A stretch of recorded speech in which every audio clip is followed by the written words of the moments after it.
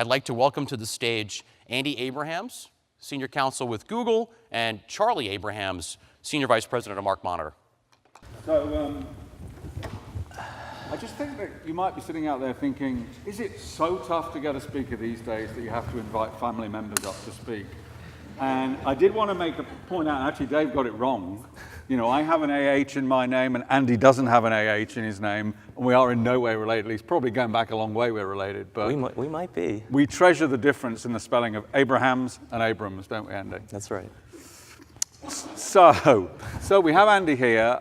He works for a very well-known organization. But I'd like to start off by asking him to chat a little bit about his role, and also maybe help everybody, level set everybody on the breadth of Google's activity these days, because we read about YouTube, but there's been many other aspects of the business that have changed over the last 10 years, I would imagine. Well, thanks for having me. I mean, this is a great venue. It is a cool venue. I feel like there should be a movie star up here talking about their latest premiere, and instead you have me talking to Charlie about trademark practice.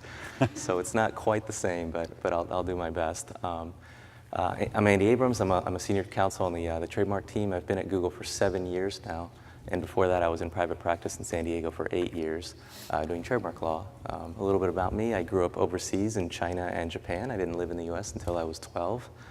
My favorite embarrassing television show is The Bachelor.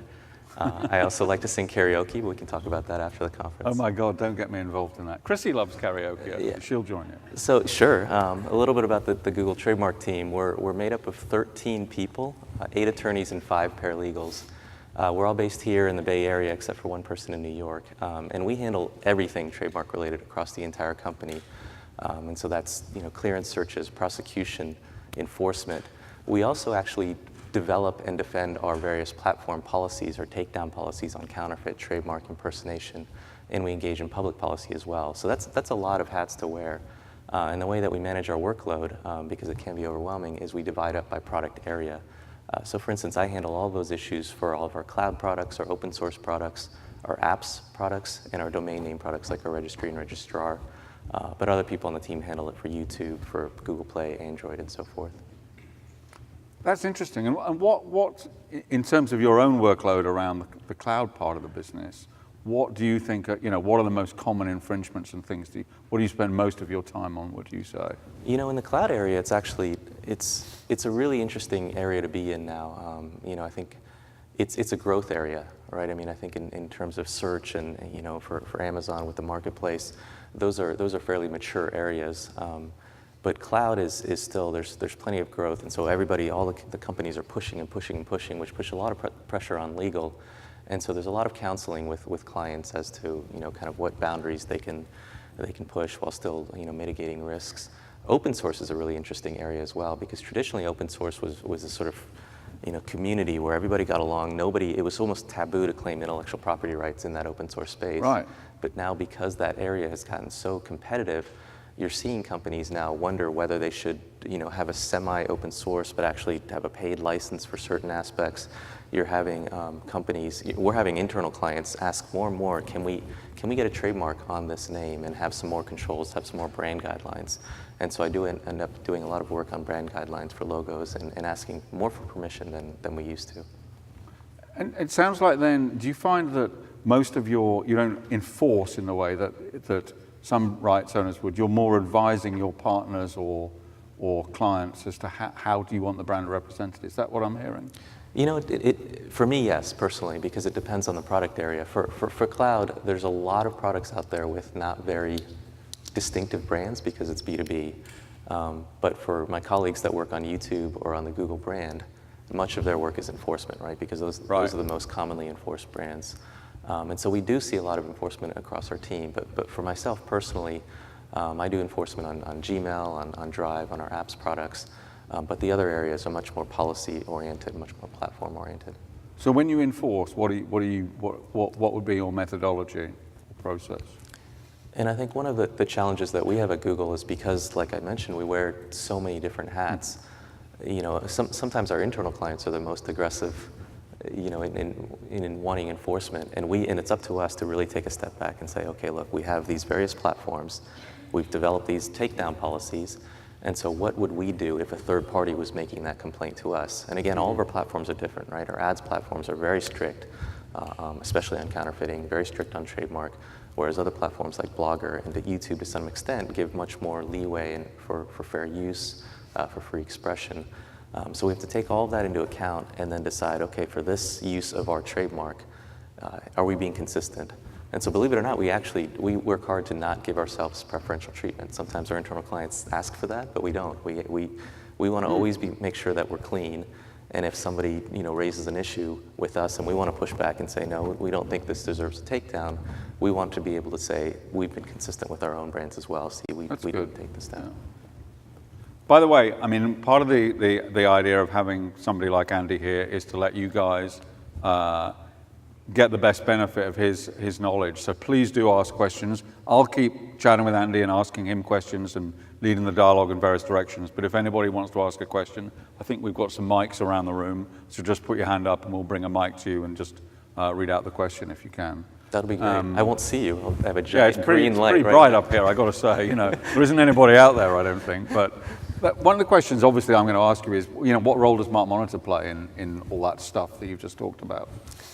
Yeah, so I'll start by saying, we're lucky in terms of an in-house department resource-wise. That being said, we're 13 people that handle all the trademark issues across the entire world for the company. And so in that sense, because there's almost an infinite amount of trademark abuse out there, we are resource constrained. And so we really have to use a triage sort of a process and really only go after reactively, for the most part in enforcement, the worst cases of egregious harm to our users, and that might be phishing or malware or some sort of scam. And so those are the ones that take top priority. We have external reporting for them, we have an internal reporting for them, and so many of our clients are the ones that do that reporting for us. The exception to that is actually, with regard to the preemptive policing, is in the domain name space. So we work really closely with MarkMonitor's corporate registrar. They manage our trademark clearinghouse for new GTLDs, and so we're very active there. We have all of our top marks registered there, so I recommend for anybody that hasn't done that yet to be involved. And so for every new GTLD registry that launches, there is a sunrise period in which trademark owners can have priority registration for domains that match their trademarks. And so we've divided up our marks into tiers. Our top tier, we generally do defensively register through MarkMonitor on new GTLD registries. But then for other ones, we might work together to assess whether a particular registry is more relevant for a product, or is in a particular jurisdiction that is more relevant for a certain product. And so we have that strategic cooperation. Okay, that's great. Thank you. Oh, we got a question here. Mr. Sutton. Okay. Hi, it's Martin Sutton here. Andy, I'm a bit curious about something, and our history sort of goes back to being trapped in the ICANN community for many years now. So I used to find it very difficult to sort of manage the aspect of ICANN policy efforts when I was at HSBC, when it was probably just me involved in the whole scenario there for brand protection, domain management, etc. I'm curious, with the growth of participation at ICANN, for good or for bad, that has been witnessed over the last few years, how does Google weigh up its priorities and resources to apply to the ICANN efforts? That's a good question, and the answer is unfortunately not very well. And I think that's a problem that a lot of in-house departments face. First of all, I do think ICANN is important to be involved in. I mean, it's an organization that really is influential in developing internet policy, internet governance, including policies that affect trademark issues like the EDRP and rights protection mechanisms for new GTLDs. And so it is important for in-house departments to get involved. And it's actually really very possible to have a fairly sizable impact because it's a small community. It's largely made up of volunteers, and so by participating, you can see your influence right away. That being said, the negatives, which make it difficult to participate, it's a small, fairly insular community. The people that have been there forever, they are very knowledgeable about very specific issues. The barrier to entry is pretty high. The learning curve is pretty high. There's some really specific knowledge base that you have to develop. And the participation, it's just such a resource constraint. There's a lot of travel, and there's a lot of needing to really participate in various policy development processes in order to develop the credibility to advocate for other issues. And so because of that, I don't want to sound hypocritical, because I think I used to be much more involved, and I think more so have been passively so, and it has not, and so I kind of keep a pulse on it.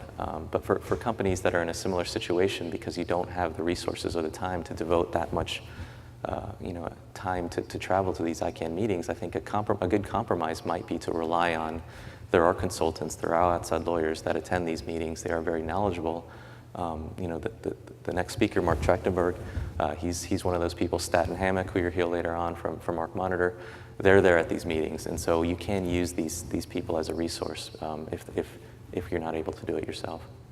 How often have you been yourself, Andy? In the past, I used to go all the time. There's 3 meetings in all, various parts of the world. They're far-flung, typically. They're very far-flung, so for people that are into travel, that can be a positive. It can be a negative if you're not into it. There's a meeting coming up in a week or 2 in Barcelona, and the next meeting's in Kobe, Japan, and so they are in fairly exotic places.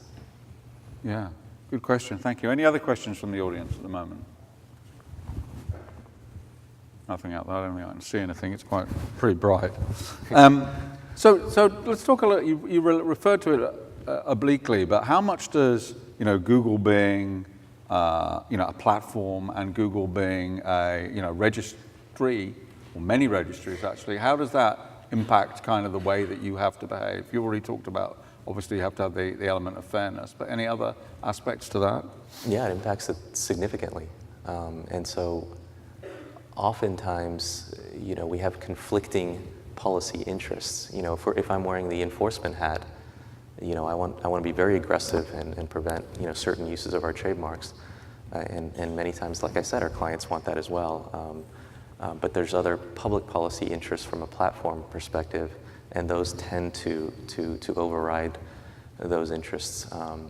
And so we often have to take a step back and say, okay, it's making our lives a bit more difficult as a trademark team, but we really have to hold the line and make sure that we're being consistent. Like I said, we don't want to treat ourselves differently. And that especially goes for, like I said, different platforms are much more, it's much easier to take things down on certain commercial platforms.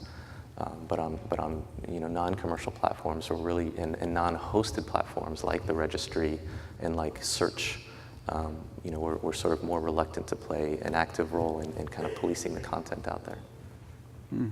Interesting. Any other aspects to, can you shed any light on how you felt about the whole .brand thing? Obviously Google, acquired many of those rights to run registries.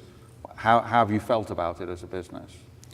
Yeah, and we'll hear Martin speak about it later on. I'm a big cheerleader for the program. I think it's a great thing for companies to get involved with .brands. It's a way to distinguish and really message to users that this is sort of the mark of authenticity if you see it from this brand, right? We're seeing more and more email fraud, phishing fraud, from typo domains and things like that. And so if you can educate consumers that only messages coming from our official .brand, especially for financial industries, that can be really significant.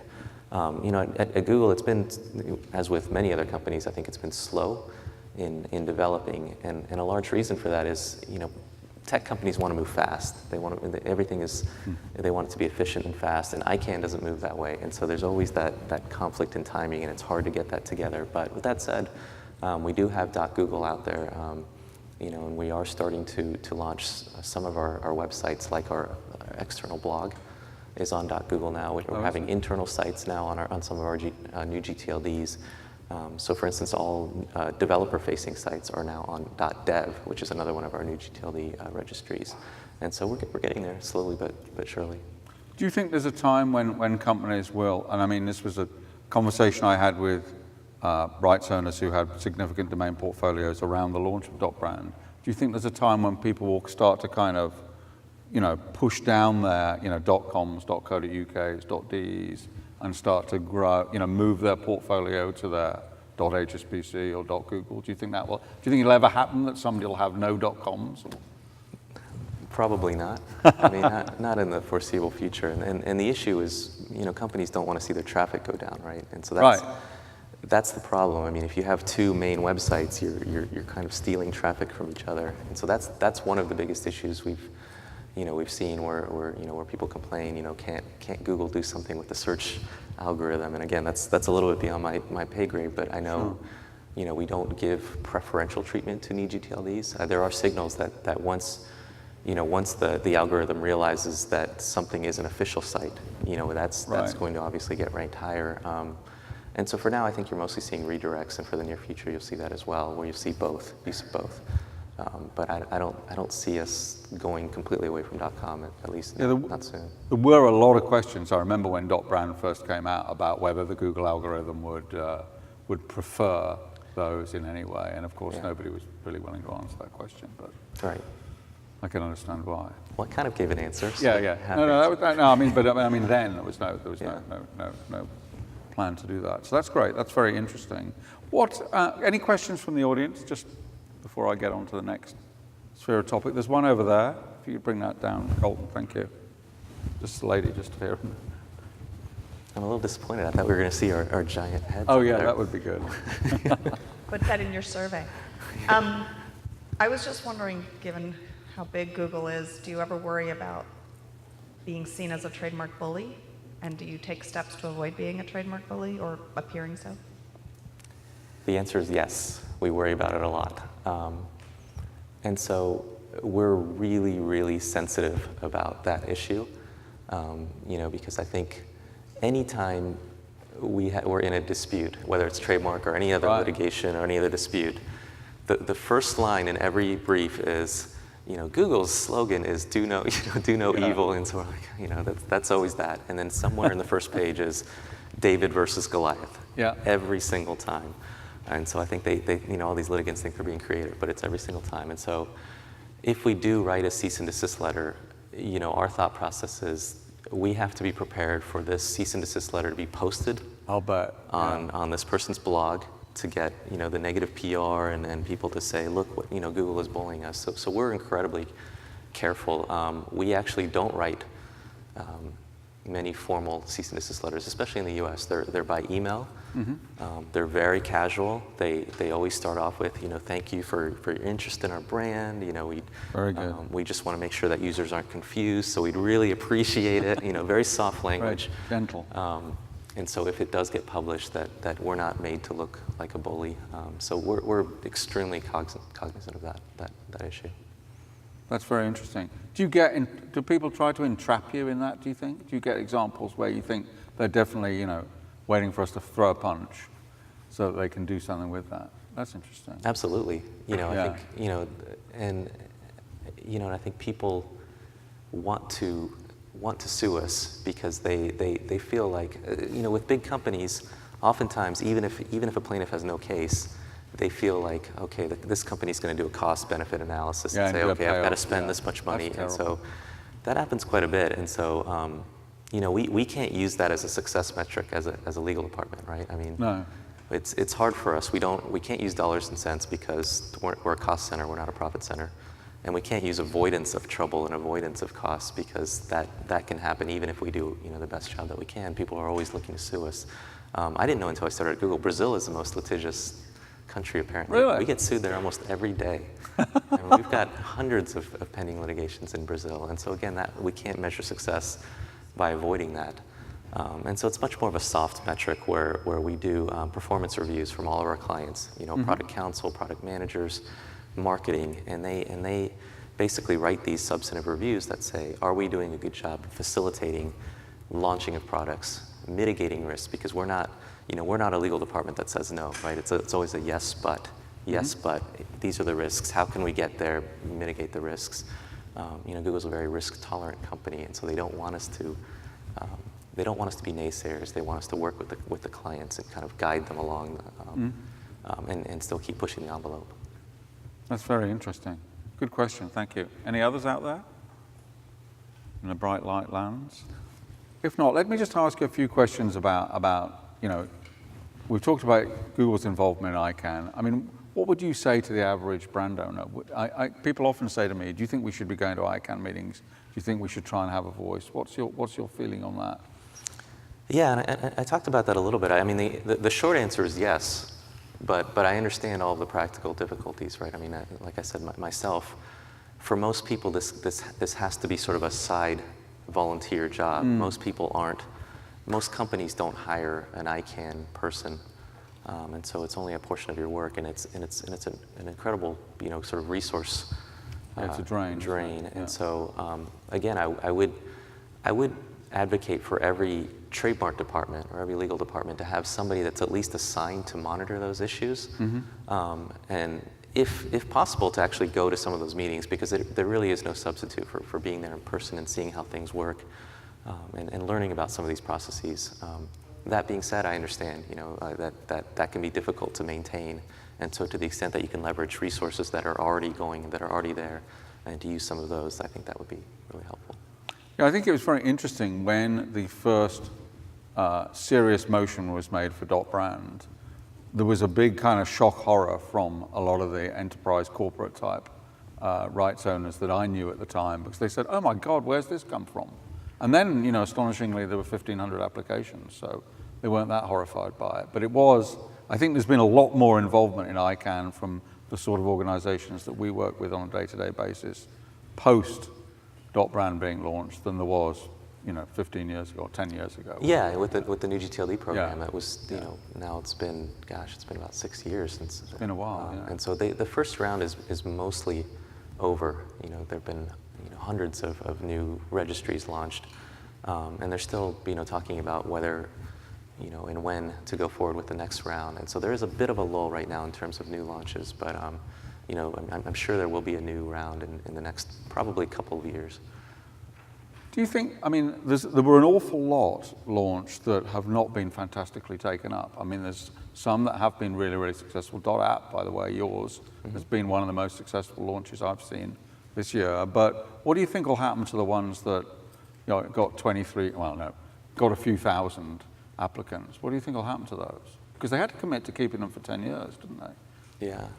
Do they get sold, or what happens, do you think? I think there'll be a bit of a wasteland. And hopefully there's a connection between success and how useful the registry is. And so hopefully they won't be kind of a breeding ground for new abuses. That's certainly a possibility, but I think they'll just sort of wither away and fade off and not necessarily be used. So for a lot of those. But interestingly, you're seeing a lot of success in China with new GTLD registries, and so really? Some of the most successful new registries are in Chinese language. Yes. And that's a new feature with new GTLDs, where they can be in international languages. Well, that was originally one of the key justifications that ICANN made for it, wasn't it? That you could have international character and language GTLD. Which I think is very useful. Yes. I think you shouldn't have to have domain names in Latin characters, right? That's interesting. So that's very good. Thank you. So we've probably got time for one or two last questions. Anything from the audience? I have one if nobody else does. No, but I can't see much out there. So my question for you is a question I always like to finish up with, Andy, with folks. What advice would you give? You have 13 isn't huge, but it's a relatively strong department. You're a very, very big organization. You've got many brands to cover. But to smaller organizations or people just starting out worrying about protecting their brand on the internet, what sort of guidelines and advice would you give to people in the audience now? Yeah, for us, I think the only way that we're able to manage the work is process. It's process. So we really, really focus on that. And by that I mean, so in addition to dividing up our responsibilities by product area, we each take a lead. So for instance, I'm the clearance search lead, somebody else takes a lead on prosecution, somebody else takes a lead on enforcement. And we're in charge of developing and kind of tinkering with the various processes to make sure that they're running the most efficiently as possible. And so what that means is, of course, as lawyers, we're always going to have some amount of discretion in our work, and we want that. But we want to be able to take away as much of that at the outset as possible. So if there's a whole process for submitting a new name to get cleared, and immediately the paralegals are our first line of defense, and based on the type of name, we have a whole form, the exposure, the marketing, how long it's going to be used for. The paralegal can place it in a bucket, and the bucket is no search. You know, we've done the analysis, we've done the data. This is the type of mark that we can take the risk of not even searching because we have such a high volume. There's another bucket for, we're going to do a kind of a quick knockout search. And then there's another bucket for, you know, we're going to go through the full clearance and do investigations and things like that. Same thing for prosecution. You know, it's sort of a parallel process where, depending on the type of mark that was cleared, you know, we can decide, okay, this is the type of mark that we're just not going to file for. We'll rely on common law rights, and you know, we won't file for it. You know, we've divided up our jurisdiction into tiers. So we have a tier 1A of our top commercial jurisdictions, and so automatically we know if this is a certain kind of mark, we're going to file in these 12 countries. And then there's a tier 2 and so forth. And so that's all predetermined, and by putting in that work ahead of time, you don't have to reinvent the wheel every time. You know, you can see a type of mark and say, oh, this is the kind of search we're going to do or not do. This is how we're going to prosecute it, and this is the type of enforcement that we're going to pursue as well. And so that helps tremendously that we've put in that work, and so we don't have to do it over and over again. That's really interesting. Thank you. Well, thank you very much, Andy. We really appreciate you joining us. Thanks for your time. Thank you, audience. And hope you enjoy the rest of the conference. Thank you.